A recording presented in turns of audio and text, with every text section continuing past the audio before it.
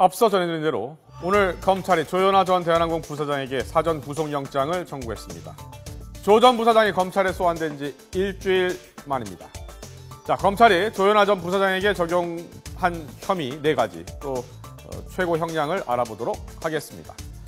먼저 이번 땅콩 회항 사건의 발단이 된 항공보안법 위반부터 살펴보겠습니다.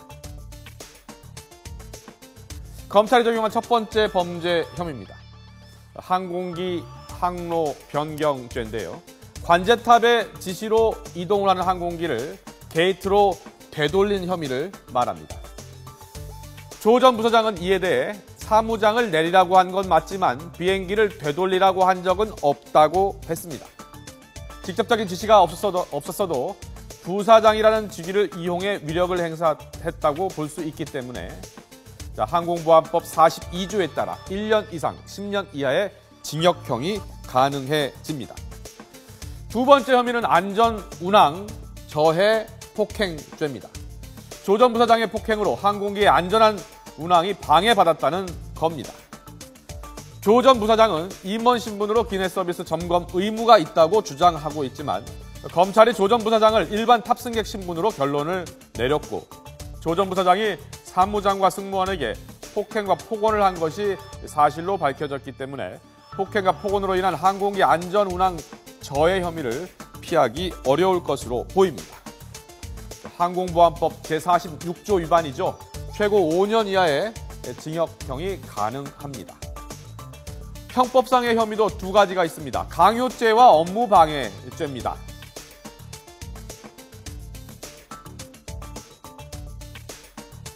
강요죄, 즉 이제 폭행이나 협박으로 의무 없는 일을 하게 한 경우인데 사무장을 강제로 내리게 한 부분이 바로 강요죄에 해당이 되겠죠. 네. 그리고 또한 이러한 여러 가지 전체적인 흐름을 볼 때 결국은 대한항공에 오히려 대한항공 부사장임에도 불구하고 예. 대한항공의 업무를 오히려 이 조 전 부사장이 방해한 것이기 때문에 업무 방해죄로도 이번에 영장 청구가 된 거죠. 이 모든 혐의가 적용이 된다면 최대 7년 6개월의 징역형이 가능합니다. 또한 검찰은 조현아 전 부사장이 1등석을 무료로 이용했다는 논란에 대해서도 수사를 진행하고 있는데요. 전문가들은 이에 대해 어떻게 보고 있을까요? 배임이라는 것은 그 내부 규정에 따라서 얼마든지 없어질 수가 있습니다. 왜냐하면은 그 대한항공 자체 규정상 어느 일정 그 직위 이상의 그 임직원이 결국 이제 그 여행을 할 때 항공기를 이용할 때 업그레이드를 해준다든지 아니면은 그 비용을 지불해 안 된다든지 이런 내부 규정이 있고 그에 따라서 이루어진 것이라면은 배임은 성립하지 않겠죠.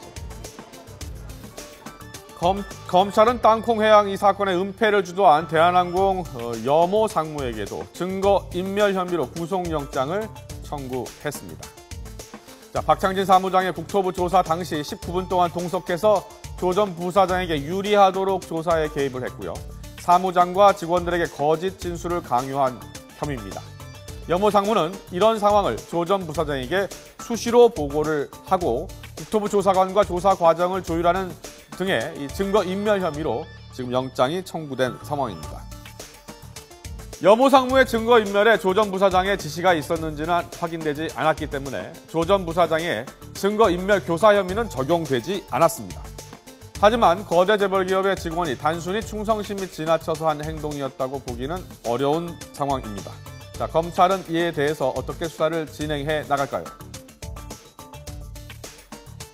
아직은 여러 가지 임원들을 비롯해서 관련자들이 조 전 부사장으로부터 뭔가 혐의를 증거 인멸하라는 것을 지시를 받았다라는 진술을 하지 않고 꼭 입을 닫고 있기 때문에 예. 증거가 부족해서 넣지 않은 것이고 만약에 구속이 영장 발부가 된다면은 구속 후에 추가 수사를 해서 그 증거를 찾아내는 것이 만약에 존재한다면 예. 찾아내는 것이 오히려 검찰의 임무가 아닌가 생각이 듭니다.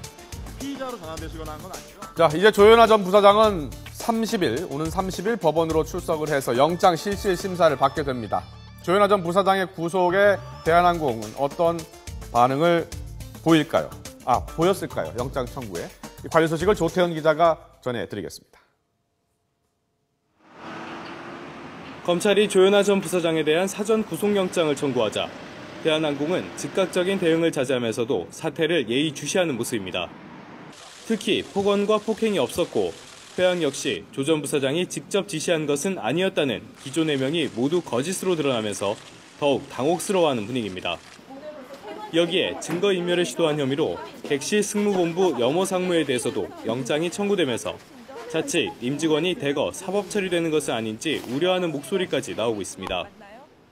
조 전 부사장의 영장이 발부되면 지난 1999년 아버지인 조양호 한진그룹 회장이 탈세 혐의로 구속된 뒤 15년 만에 대한항공 오너 일가의 구속 사태가 현실화됩니다. 일단 대한항공은 구속 가능성이 큰 것으로 보고 이후 대응 방안 마련에 고심하고 있는 것으로 전해졌습니다. 재벌 총수 일가들이 기업 현장에서 해왔던 전 근대적 경영 형태, 즉 황제의식 경영과 제왕적 군림의 행태가 그대로 이번 사건을 통해서 나타났다고 보여집니다. 검찰의 칼날에 긴장감을 늦추지 못하는 것은 봐주기 조사 논란을 자초한 국토교통부도 마찬가지입니다. 검찰이 여상무에게 조사 내용을 알려준 혐의로 국토교통부 김모 조사관을 체포하고 사무실과 자택을 압수수색했기 때문입니다. 15년 동안 대한항공에서 근무한 김 조사관은 조사 기간 동안 여상무와 수십 차례 통화하고 특별감사가 시작된 뒤에는 문자 메시지를 지우기까지 한 것으로 드러났습니다. 조사의 공정성을 확신한다고 했던 서승환 장관의 말도 한순간에 거짓말로 전락해버린 겁니다. 국토부는 조만간 특별감사 결과를 발표할 예정이지만 대한항공과 국토부 모두 잃어버린 신뢰를 되찾기는 쉽지 않아 보입니다. YTN 조태현입니다.